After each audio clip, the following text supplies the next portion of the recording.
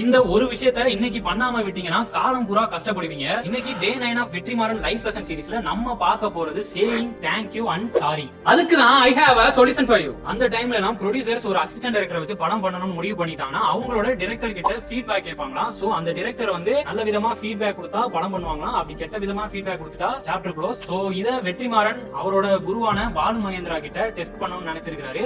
ஏன்னா அவங்க ரெண்டு பேர் கூட அடிக்கடி சண்டை வந்துட்டே இருக்கும். அதனால என்ன பண்ணிருக்காருன்னா அவரோட ஃப்ரெண்டையே ஒரு ப்ரொடியூசர் மாதிரி பாலு மகேந்திராவை அப்ரோச் பண்ண வச்சு அவர் என்ன சொல்றாரு அப்படிங்கறத கேட்டிருக்காரு. சோ பாலு மகேந்திரா என்ன சொல்லிருக்காருன்னா ரொம்பவே திறமையான பையன், நல்ல ஒரு கலைஞனை உருவாக்குறதுக்கான வாய்ப்பு உங்களுக்கு கிடைச்சிருக்கு. சோ அவனை கண்டிப்பா நீங்க டைரக்டரா சூஸ் பண்ணுங்க அப்படின்னு சொல்லியிருக்காரு. சோ இதை கேட்டதும் வெற்றிமாறனுக்கு ஹாப்பியாவே இருந்தாலும் பாலு மகேந்திராவை சந்தேகப்பட்டு இப்படி பண்ணிட்டோமே அப்படிங்கிற ஒரு குற்ற உணர்ச்சி அவருக்கு இருந்துட்டே இருந்திருக்கு.